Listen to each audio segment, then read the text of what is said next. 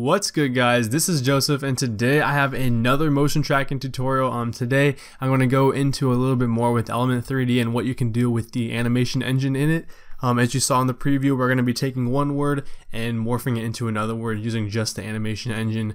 So obviously you're going to have Element 3D for this tutorial, but you know, you can go ahead and go get that however you want to. Depends on what you think about that. So let's go ahead and get started. This is the composition I have. I'm just going to go ahead and go back. So basically what I did is I have a pre-composition that has the cinematic in it and all my layers for my track and my null and all that. And I've actually taught you guys how to do that in another tutorial. I'll link that down in the description below. The project file will also be in the description. I'm not going to go through all the tracking. Just a refresher. You have your clip, and then you right click on it, and then make sure you click track camera and all that stuff, and then then we'll go back into making the actual text. But this tutorial is just going to be animating the text, so I'm going to go ahead and start at that point. So I'm going to go ahead and delete everything but my 3D track camera and my null. So I'm just going to go ahead and delete all of this, and as you can see, it probably deleted it in the scene as well. So this is just my pre-composed composition, because after you make your motion tracks, I always pre-compose it and then I edit it further, because you can like put stuff on it and just have it to be one layer. That's just what I do. So now that we have this, we have the track null, track camera, the footage is tracked. If you go into the effect controls and stuff, we can look at the points. If we go to active camera, I think render track points, we can see our track points. But I already did all that, so I'm not going to need to do that again. So I picked my points that I wanted to use, and I made the track null to it. That's why I showed you guys in the previous tutorial. So we're going to be basically moving on from that part. And so what you want to do from here is make 2 text layers if you want to do 2 words. So the first one I just did was animation,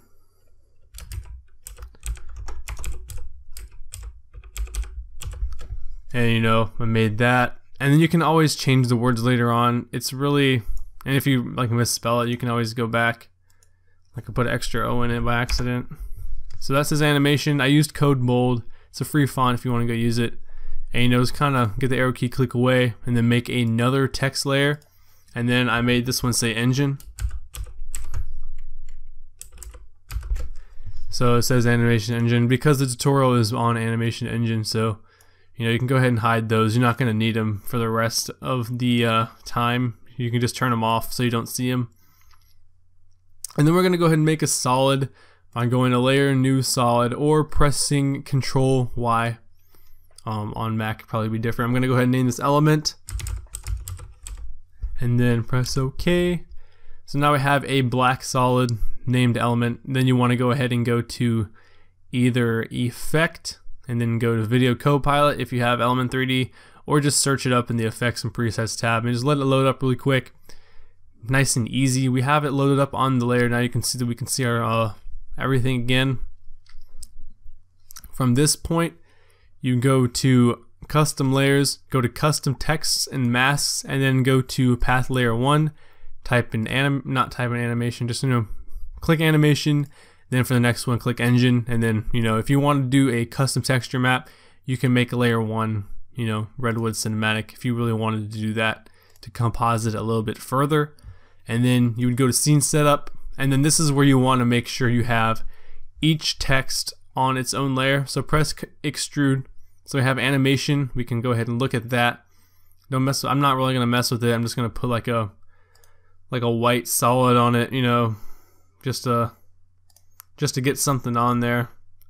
I like working with white most of the time. And so I'm gonna rename this animation, because that's what it says. So do that, and then click it, and then duplicate it by pressing Control D, and then drag this one on top, and then rename this one to engine, because we're going to be working with engine. And then after you do that, press OK. And then to get this to say engine when you click on it, oh, and also make this one group 2 so we can like make them separate from each other. And this one has the white on it as well. So go into the engine and go click extrusion model, and then change the custom path right here under extrusion to custom path 2, and that's what engine is on. So then if we go to each one, it says animation engine, and then we should be good for that. So now we've got that. We have animation engine in there. They're both on top of each other. That's because we haven't put them into where we want the scene at. So once we do that, then we can further go along with the tutorial. And I showed this in the other tutorial about motion tracking. I'm just going to go ahead and do it really quick so we can make sure it's good. Go to group 1 and then press P on your keyboard on your null if you're using a null, and then go to group 1 because that's for animation. Then go to particle replicator and copy all of these numbers into the element, because you want it to be right where your null is, because that's where we made our null at.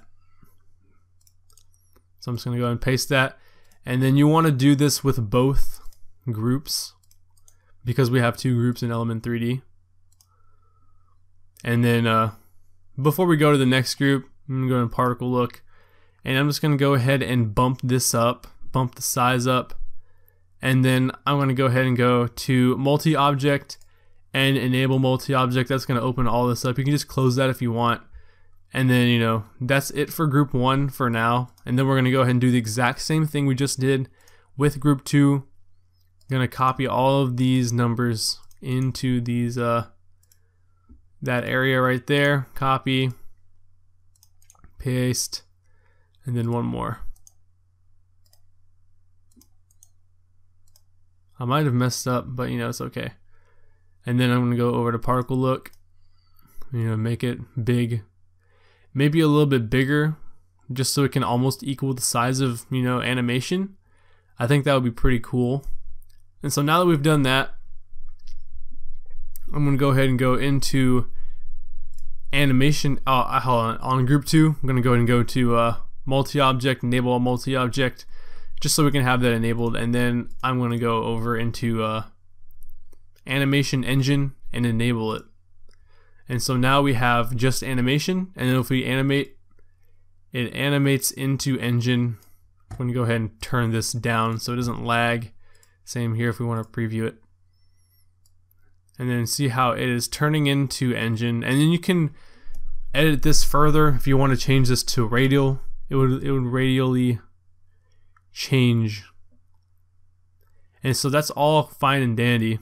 So we like how that looks, but we want the end result to look different. We want animation to be up here, and we want engine to be down there. And so how you do that is you go back up into group 1, that's where animation is being edited, and change the Y value.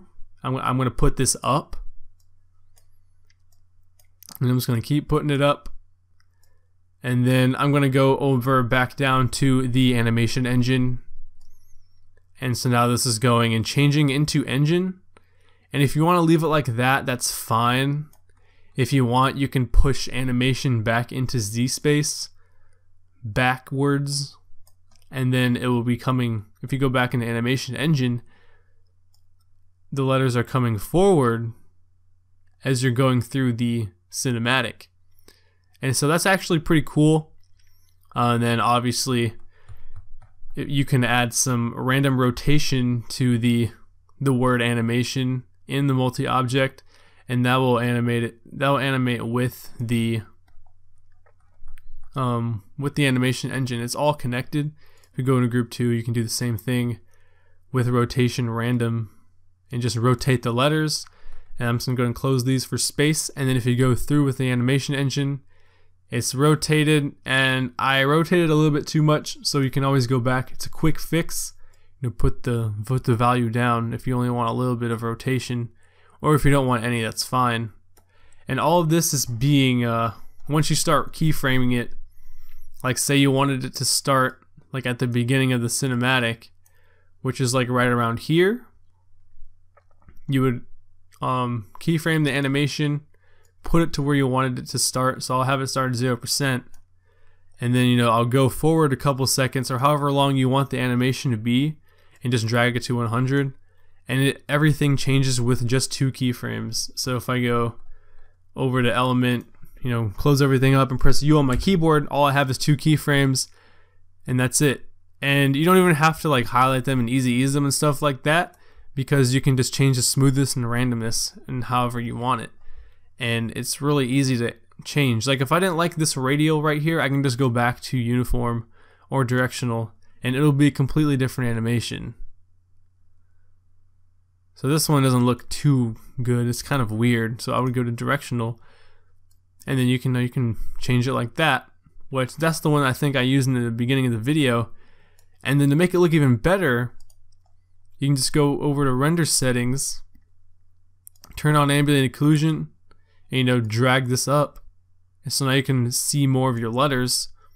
And then stuff like that, like lighting, you can change the lighting to like a 360, or you can change them depending on how you want. Maybe you want like a natural light, you can use this one.